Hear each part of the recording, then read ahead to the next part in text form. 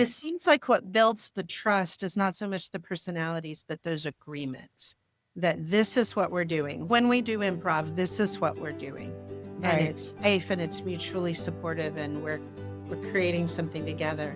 I Yeah. think for leaders who are listening, maybe a starting place would be, does your team actually have agreements about how we're going to be together? I'm Trisha Taylor, and this is the Leader's Journey podcast.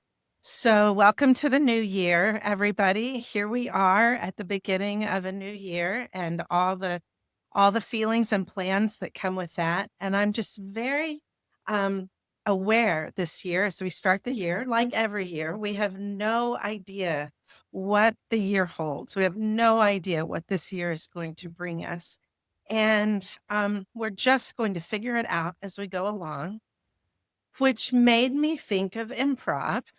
And I'm so excited about our topic today because um, I have come to believe, because of Megan Mills, who is our guest today, and also my good friend Ginger Harris, I have come to believe that improv really might be the most effective tool out there for learning adaptive leadership. And I figure at the beginning of a new year, everything that's coming down the pike that will be adaptive, that we will have to adjust to.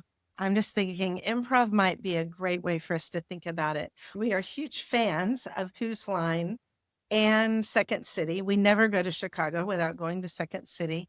But you also see a lot about improv on Harvard Business Review and TED Talks. And it's kind of like people are starting to put this together. And so here's our simple but complex leadership principle for today.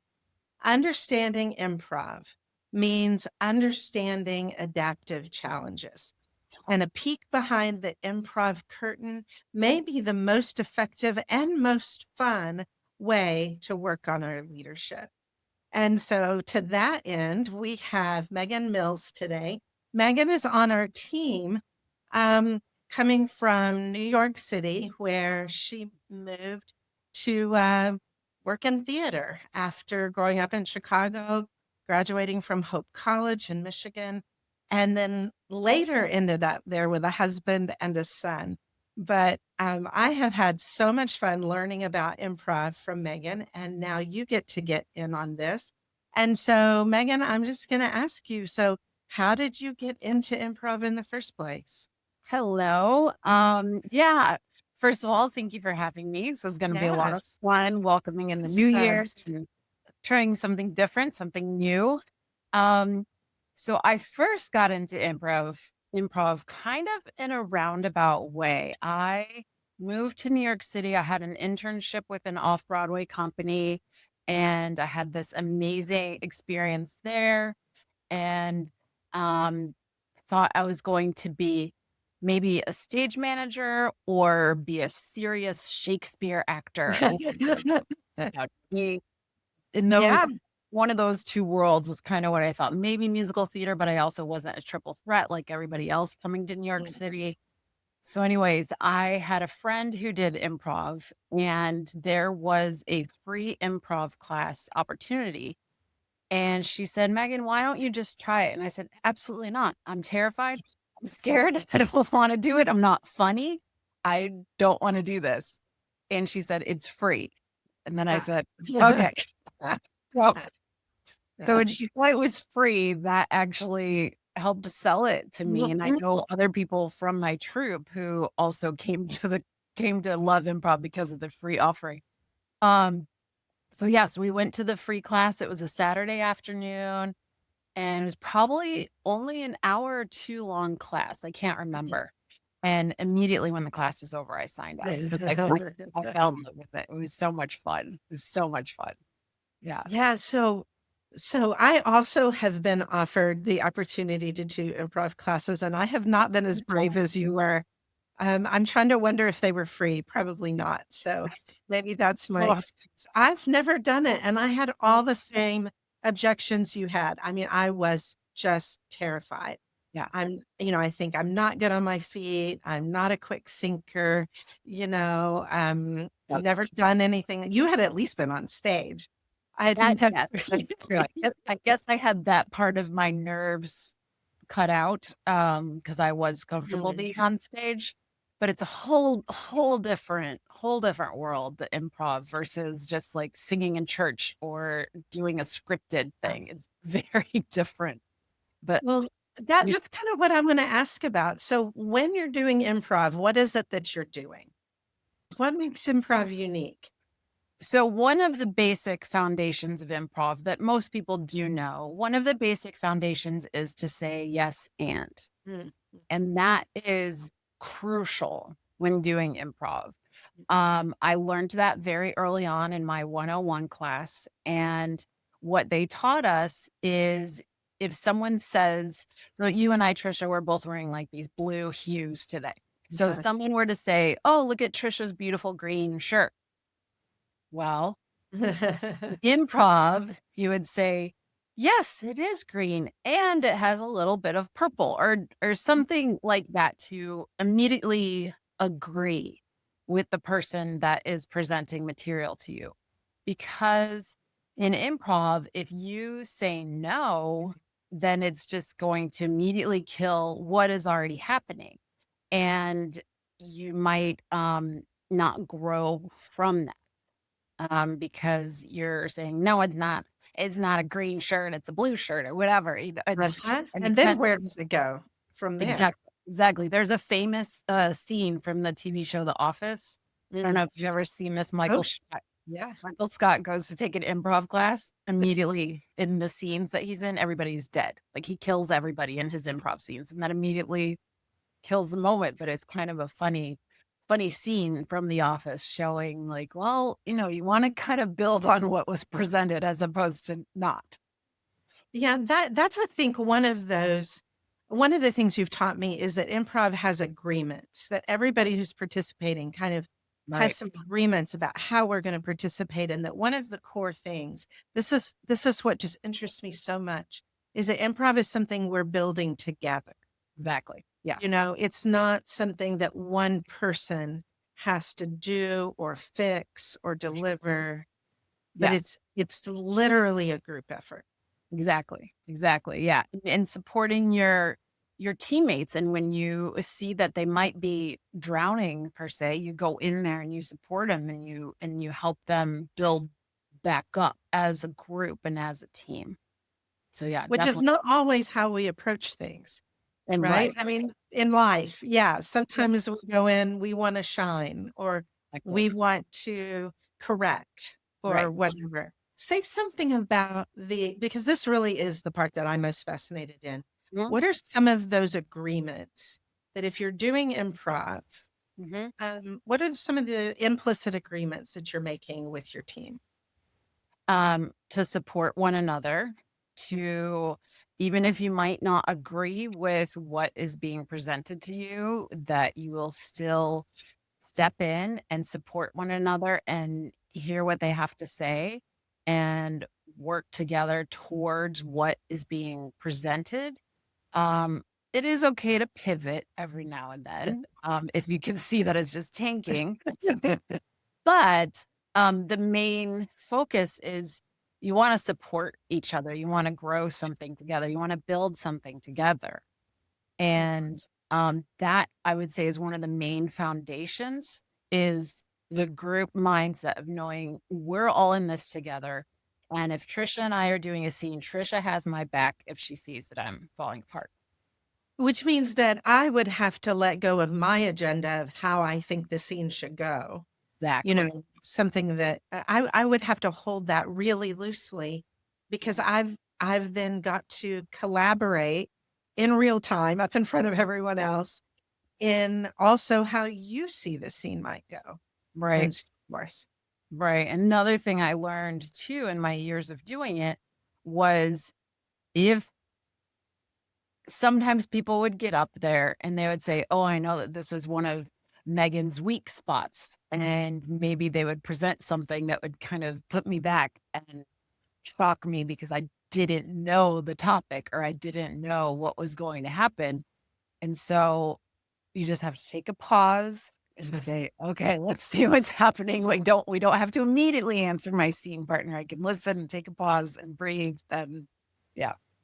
And yeah, and that's you can kind of see when a group is like at Second City, for example. Yeah. You Yeah. can kind of see when people are taking a breath, letting somebody else drive the scene, and then coming back in. There's a rhythm to it.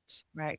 Um, yeah, that's really interesting. So give me an example of how a scene would go badly, right? Like, hey, what does bad improv look like? Um, let's see. I think one of the examples would be similar to that mention of the Office episode of Michael Scott is if someone presents something and immediately you say no, immediately you break them down and say, no, but back to your shirt. No, but Trisha's shirt is purple. What are you talking about? It's not green. Where are you going with that? I don't understand what you're saying. And you immediately break the person down and make them feel less than. Mm, And so when in the scenes in improv in general, without supporting someone and without working together, that's when I noticed most that something would fail. And people would sometimes try and do it just to get on each other's nerves. Sometimes people would okay. do Kind it. of someone coming in and playing to your weakness. Right. The- Sometimes it would be funny, and there were groups that I was in where we got to know each other well enough that we kind of say, "Oh, like what I'm gonna do," and it but that was after years of being together also. Um, but for the most part, it's the working together and the agreement and, making something greater. Well, we talk a lot at the Leader's Journey about the need for leadership to create spaces that are both very safe and also challenging. And Right. it's not enough to do just one or the other. And I'm hearing you say trust is important, Yes. knowing that no one up there is going to humiliate you or Absolutely. they're- Yeah. they want you to succeed, even though we're challenging ourselves to do a really hard thing that could completely come apart. Yeah. And Absolutely. I think that's maybe why we resist improv. We all love to watch it, but we don't want to do it. 'Cause it's scary, because it can be very scary. And, um yeah, I think that was the big part of me of being hesitant to even take a class was there's no script. How am I supposed to know what's going to happen? How am I supposed to know what to do? Because it could be very scary. Yeah, Because the idea of not knowing what's coming is exactly. scary. Right. And yet that's life, right? I mean, Right. like I said earlier, we're here at the beginning of this new year. We literally do not know what's coming, but we kind of act like we're reading off a script instead Correct. of realizing it's all one big improv sketch. It's so So, true. It's so true. Yeah. When you apply it to life, you have no idea. You can kind of predict certain things. Like I know my son gets off of school at 2:30, but right. after that, is the train gonna run? Is he gonna get Yeah. home? Like, you don't Uh-huh. know. You don't Yeah. know. Yeah. Exactly. And I think that's what we resist. I want to come back Mhm. for the end of our conversation and really make those applications to Sure. life because that's important to leadership. But I'm also really intrigued with something I heard you say earlier. I've heard you say it before. You said I don't want to do the improv class because I'm not funny, which Yes. has always been like my reason for not wanting to do improv. I am definitely not funny. But Yes. I've heard you say improv isn't about trying to be funny. True. Um, Mm. yeah, say more about that. So one of the concepts that I always think of in regards to that is there is a gentleman named Del Close, and he's from Chicago. He's kind of back in the I want to say in the 50s, and he maybe 60s. I have my years wrong. Anyways, he was kind of like an improv god, and he wrote a book called Truth in Comedy. Wow. And a lot of the premise of that is as long as being truthful to what is going on, life can be really silly. And so that also goes back to part of the yes and part where if I'm just being truthful, sometimes the truth is just it's just silly. But a lot of times people do worry about whether or not they're funny with doing improv because they think that you have to get up there and be a clown and do something silly. And it does help. It does help to be really smart and really witty. But if you're up there with your team and with the support of your team, the truth eventually coming out can just be silly.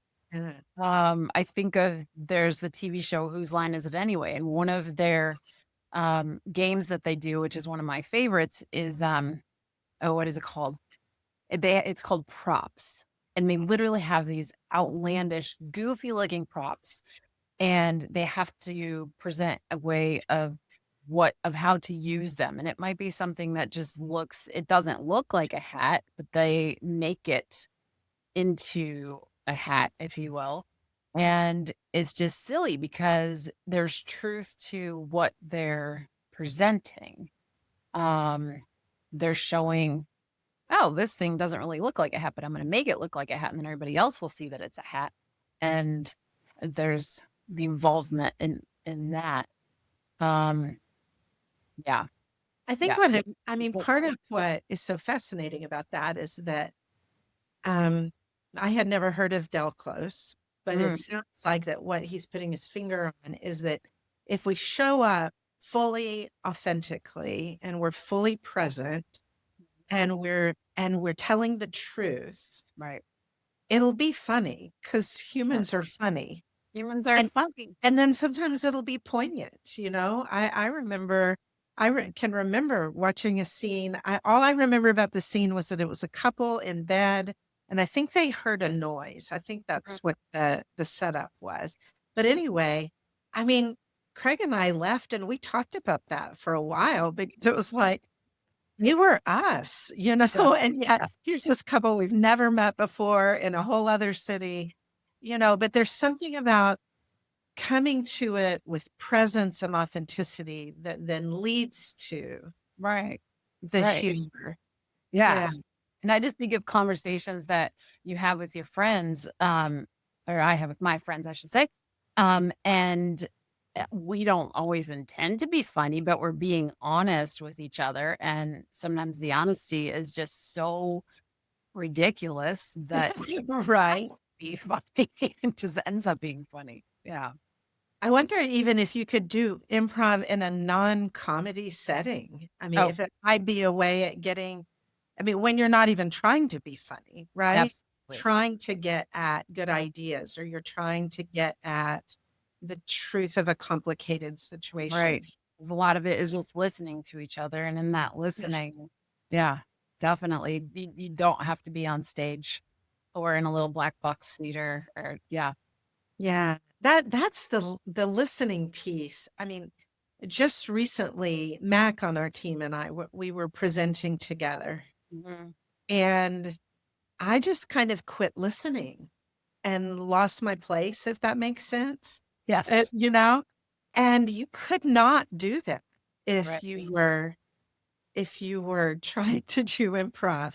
I imagine it's tiring to have to listen at that level. Yes, it definitely can be. There is a game that I learned in my 101 class, which is a listening game that helps strengthen that part of your brain where a lot of people have played it. It's the game of I'm going on a picnic and the first person brings something with an A and the next person brings something with a B, but also recites the A. And then C says the C and goes back to A, B, and so on and so forth. So eventually you have the whole alphabet, but you're recalling each person's letter, and Uh-huh. that's very hard. But it also helps you listen and helps you recall things from what was presented before, which is a skill set that we learned in our classes. I love that you call these ways of practicing games, Mhm. right? I mean, you did a game with us at our recent team retreat, Well, right? where You know, you put 4 people up in front, and I don't even remember what exactly they had to do. I think they had to it's use three-headed expert. Three-headed expert. Yeah, say how that game worked because it was So, hilarious. so a three-headed expert, you have three people working together as one unit. So each person only says one word at a time, but you have a so-called panel of people That's right. asking the three heads, the three actors, if you will, asking them questions. But the way that it starts off is we say, okay, they're an expert in something. Tell us what it is. And it could be something totally legit, like, making a bed or something, or it could be something super random, like they're experts in octopuses or whatever. And, um, and so you present the questions, and the three actors, I hate calling them actors, but anyways, Yeah. the three people answer whatever question is presented one word at a time. That was the part that was just so funny.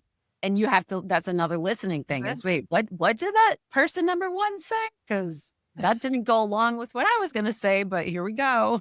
Huh? Yeah, yeah. Um, and I love the idea that you practice improv by playing games because, Mhm. you know, when it comes to adaptive leadership, the thing that we say all the time is that it's all about experiments, right? Right. We learn through experiments, but you're taking that a little further. It's not just an experiment, it's actually a game where we Mhm. can practice our skills. And you've said some things already about skills, but throw a few more out there. Skills that you have to be good at improv. Oh, the listening is so big. Um, it does help if you have knowledge about current events. Okay. That is helpful. It does help if you are open and willing to roll with whatever is presented to you. Um, that's a skill set that I think is difficult. For Harder for some of us than others. Yes, myself included. Uh-huh. Um, um, the yes anding, the listening, the patience, Mhm. to get through what might be presented. I know that sometimes we as humans in general, we're so quick to jump on each other with our words and what we think the other person is going to say. So patience comes in handy. Um, Yeah, I guess patience not to force it, but exactly. to let it come, to let it happen, to let it unfold, Right. instead of seeing where it's going and rushing there and forcing it. Right. And letting it just evolve and taking the time to say, okay, what are we doing here? We're not exactly sure, but we know we're working together to build something. Yeah. Yeah. You taught us a thing called plussing, a skill called plussing. What is that?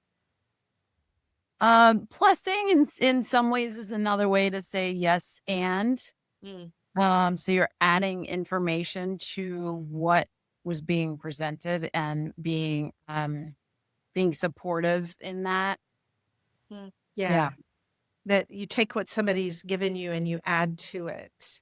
Right. I just yesterday I was teaching a skill about when someone is talking and you hear something that you disagree with, to resist the temptation to go straight to, I hear what you're saying, but, Right. right? And to go back and agree with the things you agree with before you go on and, bring up where maybe you have a conflict.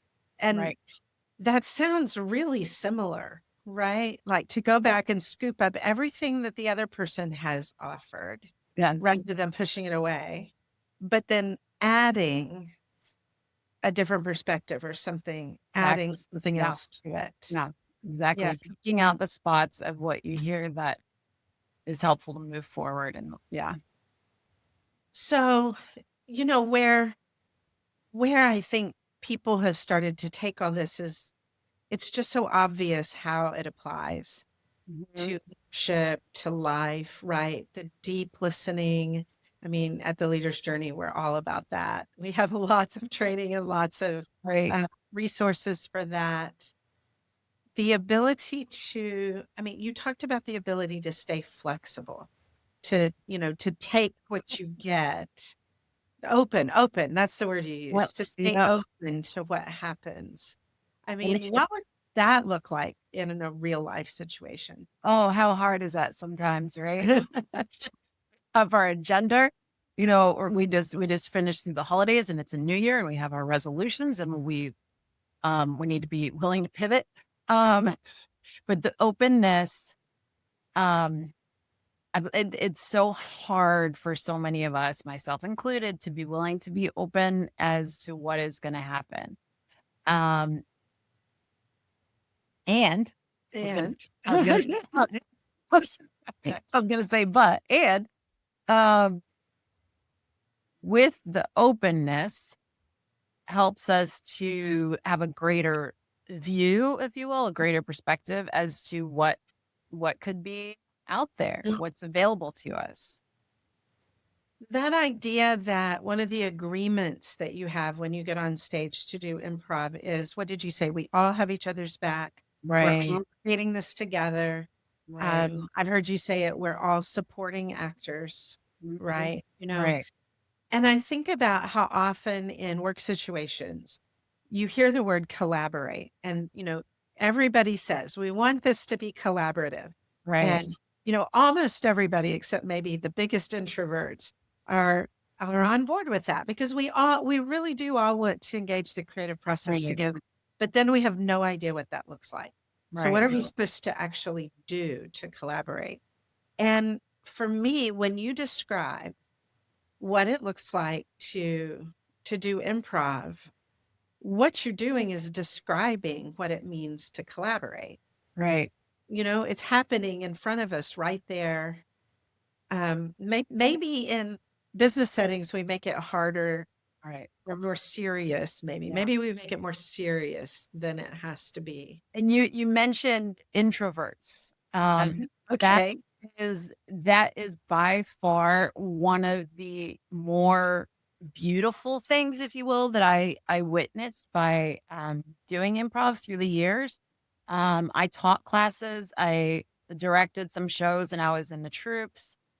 And sometimes the introverts would come along and you could see them on day one, especially in the 101 classes. On day one, the introverts would come in there and they'd be very hesitant. They might be standing on the back line more.